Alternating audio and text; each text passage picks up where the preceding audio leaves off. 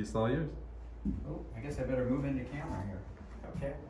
Well, hey everybody, thank you for coming. And I'm honored to have you guys here because it's really important.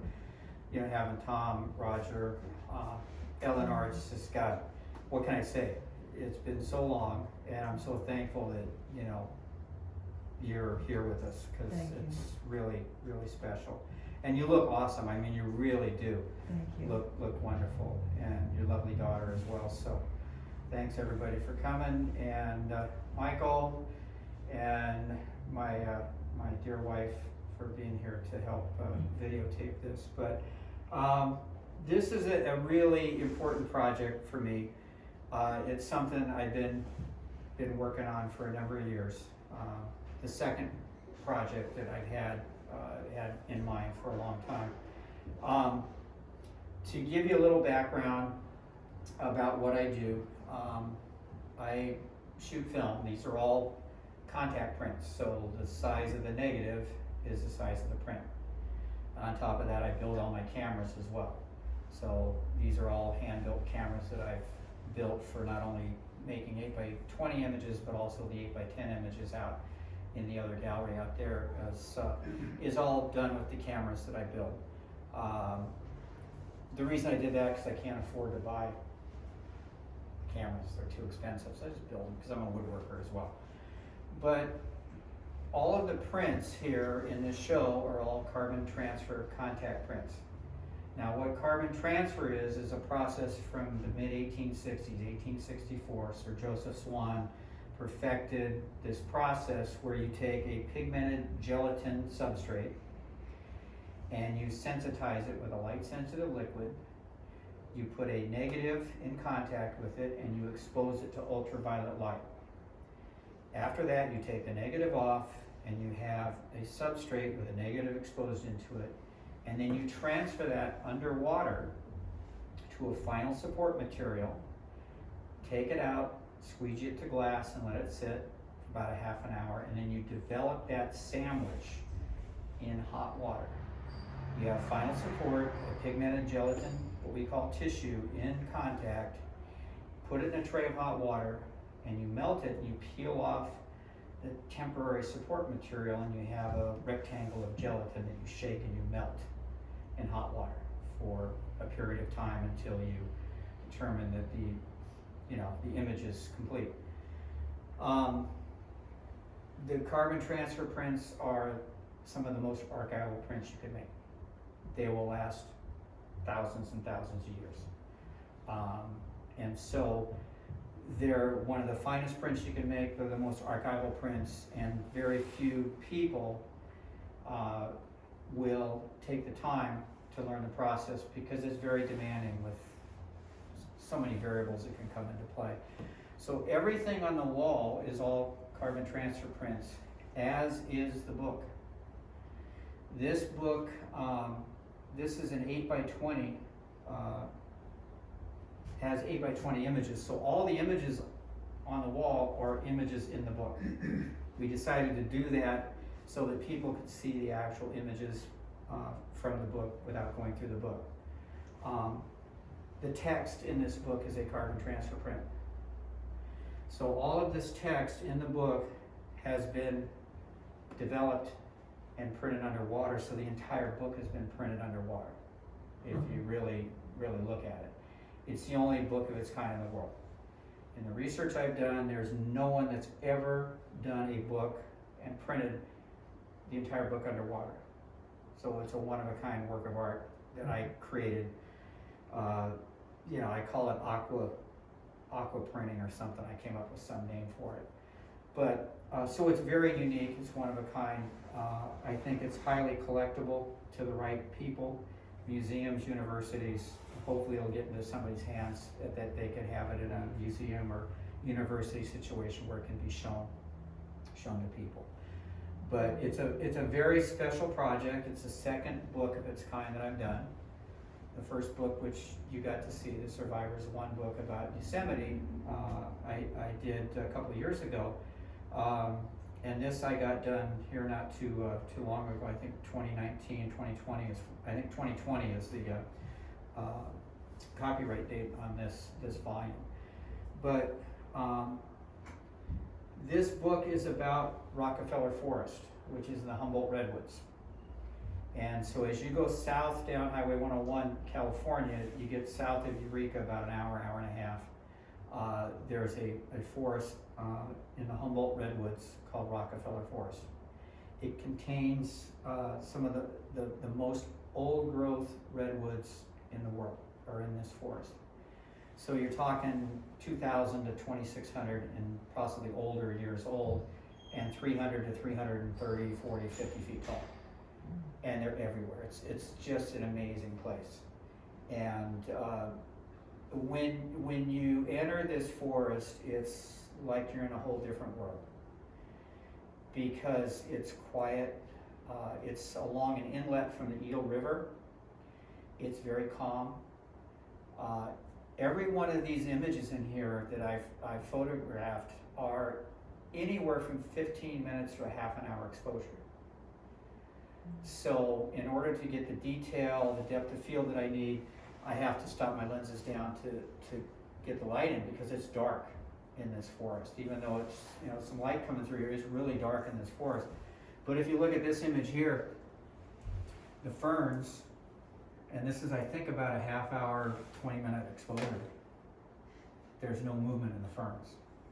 So Mother Nature and I connect whenever we go down. Whenever I go here, it's just something that happens. And thankfully, I think just about every time we've been here, there's been just absolutely no wind. And I think that's due to the way it's situated, and that's why it makes it such a wonderful place to visit. The other thing is it's a half a mile loop trail. So it's very easy if, as a photographer, you run out of gear or something, you need to go back and get more film. It's not that far of a walk to the car, it's flat, and you're walking through trees that are as big as diameter as this whole room. It's just incredible. So images from the book, this is all from about 2011 through 2016 are the images, and I've been down there at other times, and so this is a selection I picked, and it ended up being about a 5-year selection of work. But fortunately, Dr. June Rayla is my editor. She's an English language professor, and without her, what I write in here would be definitely grammatically incorrect. So I have to thank her every time for keeping me on track when it comes to the proper use of language. I can express my feelings, but it doesn't really come out right unless she looks at it and goes, no, honey, you can't do it that way. You're gonna do this. What do you want to say? So I thank her all the time, and I've dedicated the book to her, and also the Redwoods in Rockefeller Forest. I had Sam Blair write the foreword for me. I've always appreciated Sam's poetry and his words and his friendship, and so I thought it would be wonderful to have Sam if he was interested to write, and thankfully he was able to write something for me. So he did the foreword for me, and then I had my good friend and fellow carbon printer, and friend of mine who basically taught me carbon and inspired me to take up the process, Von Hutchins, who lives down in the Redwoods, write something for me, as reluctant as he was to do so. And that was very meaningful for me. I like to have people that I love and that I respect to be hopefully part of some of the things that I do. But this book goes on. I went ahead and did a little bit of introduction that I wrote myself. And as you can see, these pages are quite huge. But if you can imagine, okay, this particular piece of paper is coming out of hot water, and I'm shaking it underwater, and this is nothing but black goo on here. You can't see anything. And I shake it and shake it, and all of a sudden the words start to appear. Now I have to keep shaking it to remove as much of the black pigment as possible, and then I take an artist brush with hot water in a separate container, and I stipple each and every letter over and over to remove residual pigment. So I've got to go between the lines, under the lines, get as much out of the O's and the E's and all that pigment to release out of there as much as I can. So a page of text like this will take me probably about an hour to develop. You know, the shorter text, I get to a shorter page of text, it's like, it's great, okay, I'm gonna be done in 20 minutes, you know, instead of an hour. It doesn't matter however long it is, it takes what it takes. So there's, by nature of the beast, some staining that ends up, you know, on the pages, but that's just part of the process, which makes it, you know, a handmade process. You know, I've always included what my goals are when it comes to, you know, projects like this. And without the redwoods and without the trees that we have along the West Coast, I mean, life as we know it's done. If we don't do something to try to inspire people to help in whatever little way they can to save what we have, our, you know, children, grandchildren won't have a planet to live on.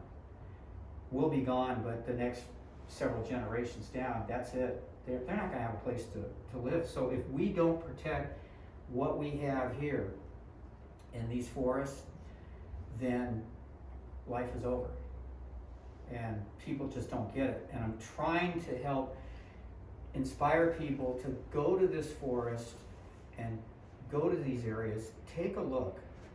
And if I can find somebody that gets inspired by it and maybe wants to contribute to Save the Redwood League or some of the organizations that are trying to do things to help us, you know, keep these trees in these important areas alive, then that's the greatest gift to me that anybody could give me. If I can just get somebody to just, yeah, okay, I get it.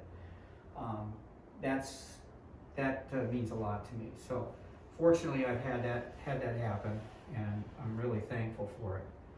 Like I said, I always dedicate this to June, who's my inspiration. She knows that. I'm going to tear up if I don't watch myself here. So here we got, and these aren't in any particular order. My first book was kind of a sequential day of photographing, and that was very special because it was all shot in one day. This is over several years. And so they're not in any particular order of when I shot them. They're all different years. But I thought, knowing the forest like I do, when I walk through, there's areas that you come to, and so I was working through the forest in my head when I put the images together on the book. So, you know, plate one is entitled Morning, Bull Creek Flat. This was just, the light is just amazing in this forest. It ebbs and flows, and you have to get your head around which directions it's coming. And when you set up to do photography, when you're doing long exposures, you need to anticipate the light. So you have to be one with the area, you have to be one with the light, with your total environment. Now, fortunately for me, I'm able to just eliminate anything around me, any conscious thought. And what takes over is the light, Mother Nature, and the music in my head. And that's been the way I've worked for a number of years. And fortunately, it just happens. I don't know how. I just end up setting my camera here. And how that happens, I don't know. It just does. I walk to a place, the light draws me in, and I just expose a sheet of film. But you have to feel which way the light's going to move, so that a half an hour from now or 20 minutes from now, you know where the light's going to be. And so you may start an exposure and the light's just not there, but it starts to work its way through and creates this magic. It's why I like shooting slow film and long exposures, because the light will shape the images and give the images life, I feel. Along with the process that I do, it helps to draw you in. So for me, it's just a complete experience. I see this print whenever I set my camera up. The image is there, I see the print. I know what the final result's gonna be, and I can't wait to get to my darkroom and start printing. So again, they're all in sequence like you have here on the wall. These prints on the wall are printed on a matte fiber photographic paper. These prints here are printed on hand-coated arch-platine watercolor paper. The great thing about my process is I can print on a variety of different substrates. I can print on photo paper, coated watercolor paper, I can print on metal, I can print on glass, print on a lot of different substrates. So it's very versatile. At the same time, it can make you crazy if you mess things up. So as we go through, the book, and as you can see, I'll flip to this page back here. This is blank, and the reason for that is I have an image mounted here, and then text here. Now, to try to print, I haven't done it yet. I've got to experiment with it, and I may do so. To try to print an image on here and text on here, so I've got to double coat it and then see how all that works. So that may be something I'll do in the future. Cuts down on the pages. My first book I printed on the actual page. This is done with a process called tipping in or tipping on, where there's an archival adhesive here so that you can actually flip the image up and you can see the information about the image. So anyhow, that's pretty much the book. I'll get to the end of the book. As we get to the end, this is the final image. Oops, sorry. That's not the final image, and that's not the final image. Oh, come on. Oh, this was such a wonderful moment because June was with me when we shot this, and believe it or not, she was carrying my 8x10 camera. Okay, and backpack that's probably as tall as she was, and I had the 8x20, and I was looking at something. She said, "Honey, look at this," and I turn around, and there's this opening in the Redwoods, and you can look across the Eel River, and you see these trees are different than any of the other trees because they have kind of a whitish silver tips to them, and it's that natural contrast that kind of draws your eye there. And the light was really soft that day, and so I thought, oh my God, this is amazing. So I set up the 8x20, and then I had help June set up the 8x10 right next to me. So I shot an 8x20, and then she shot an exposure in 8x10, and I think it's somewhere, here, I forget exactly the composition, but it was really cool because that's an image that she found for me. And then this final image here is really difficult to print because of the light in here is just absolutely amazing. And I was literally laughing when I was underneath the dark cloth setting this up because I knew what was gonna happen. The light was moving, and I said, "Oh my God, this is gonna be amazing." And sure enough, the light just started, and this is a reversal process. So you got to remember that this is actually over here, and this is over here. So the light's moving from, a different direction, and you watch it light up various areas of the image. And that's the wonderful thing is you can sit there, and I'll usually stand there. I usually sometimes bring a little stool, and I will sit and just let myself be overwhelmed by the beauty of the light going through the image. And sometimes it's brought me to tears. Other times I've looked at it, especially setting the camera up, I'm just laughing to myself, going, "My God, this is going to be incredible. Just don't mess it up. Okay, don't screw it up. Make sure you do everything right. Just don't mess it up." And I've had my share of screw ups, but so anyhow, this was the final image that I put in the book. I thought it really summed it up nicely. I have a little thing in here about the edition, how it's printed, and the information that I put in here of how it's done. And then the final page, you're doing a lot of the fine press editions. This is a colophon, which basically gives you the ISBN number, the copyright, and it tells about the book, what it was printed on, and everything. And I still need to sign this, and actually this is edition number 1, so I need to get the edition number in here and sign it. And so I did the case for it as well. There's actually a portfolio back here that has 2 loose images that I include with the whole thing that are suitable for framing with their certificates of authenticity and everything.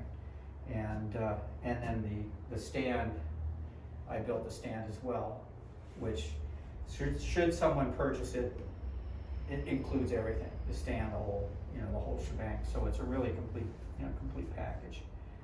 But anyhow, that's the book, and then the other work that I have out in the gallery outside is, like I said, some newer work, still life from the studio that I did. I've always loved flowers and floral work, and it's very challenging in carbon transfer because to print highlights, you have to melt pigmented gelatin black to get white, to get pure whites.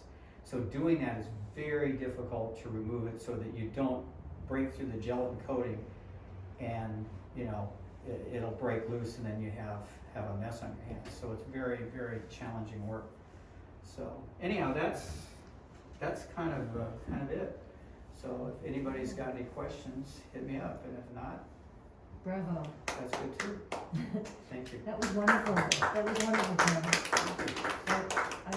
I'm so glad that you were able to come and do this. I was very happy to come out when I knew you were coming, Eleanor. It meant the world to me. So. Oh, thank you so much. That's cool. Tom, you said Yeah, Jim, I have a question. After you finish the prints, after you get done with the prints, how long did it take you to actually do the book itself?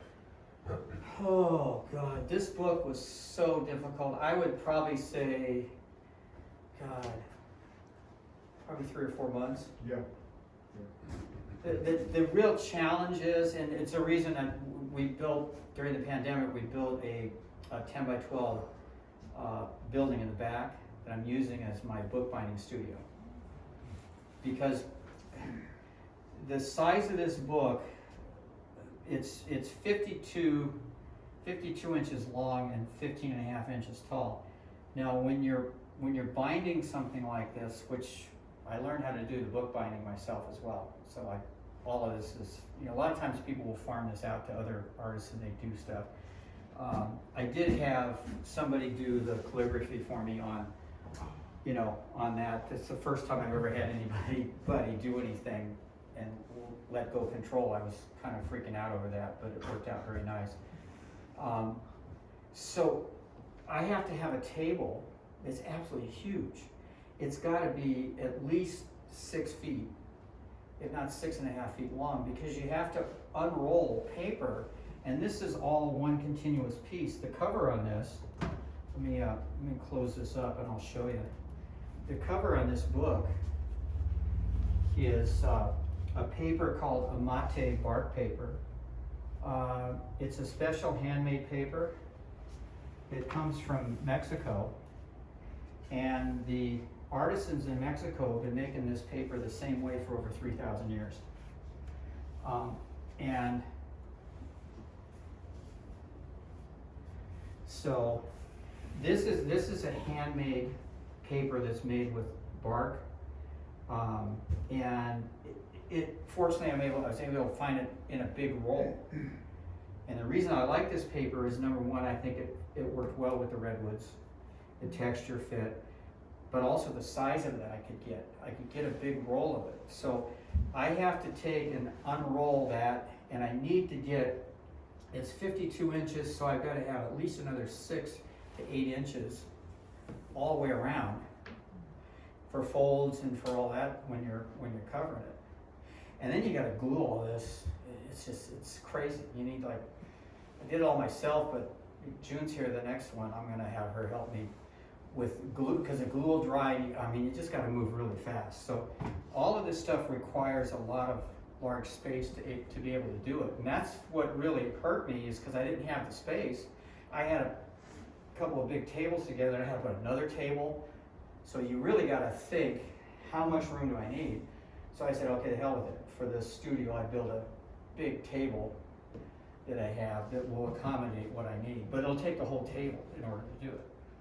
So I've got some other auxiliary tables for, you know, other things that you have to have, so.